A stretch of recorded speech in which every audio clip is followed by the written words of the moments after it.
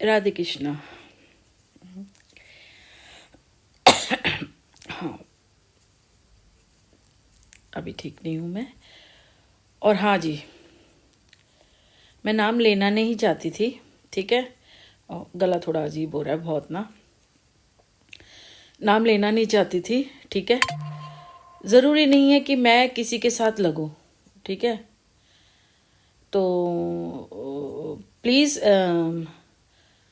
मुझे मैं सिर्फ इतना कहना चाहती हूँ, सिर्फ इतना कहना चाहती हूँ कि ये जो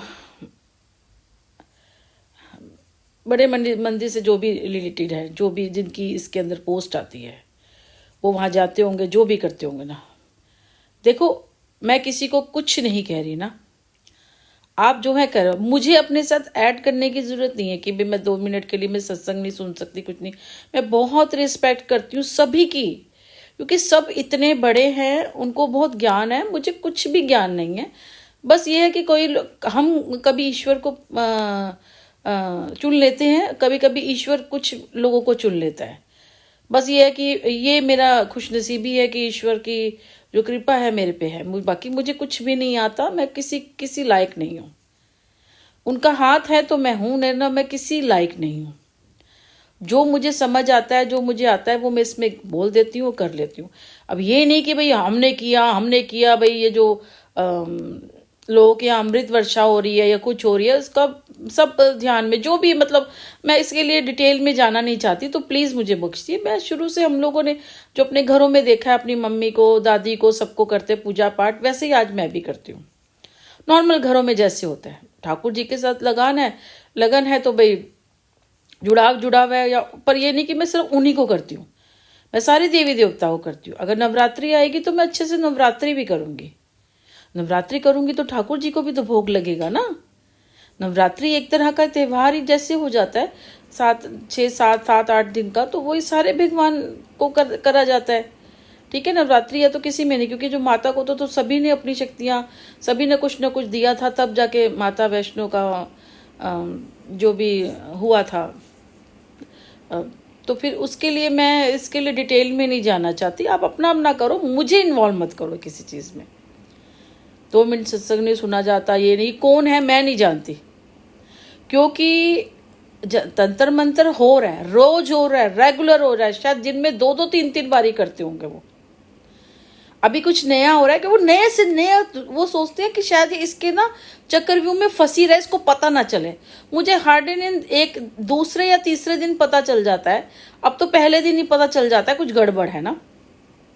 जैसे कि अभी 2 1 दिन से ना मैं कुछ भी रख रही हूँ, 1 दिन का भी रख रही हूँ ना। जैसे अब ऐसे ही मैंने उस दिन बच्चे ने मांगा था, पकोड़े से बना दिए थे, तो मैंने कहा चल मैं नीचे लड़की को दे दूंगी, अलग रखे थे, पर मैं कहा मैं उसको गर्म करके दूंगी। अब पता नहीं उनके घर में फ्राई करने का है कि नहीं है, बेटे नहीं खाए थे, तो मैंने कहा चल मैं इसको दे देती हूँ। अब फ्राई की हुई दूसरे दिन वो चीज़ खराब नहीं होती, ठंड का टाइम है, कोई गर्मियाँ नहीं है। हर चीज़ में ना फफूंदी टाइप नहीं लगता, जैसे किसी भी चीज़ में फफूंदियाँ लग रही हैं, वाइट कलर की फफूंदी से नहीं लग जाती, वो लगना शुरू हो गई है। ये 2 दिन से मैं नोट कर रही हूँ। मतलब आप खाना खराब कर रहे हो मेरा।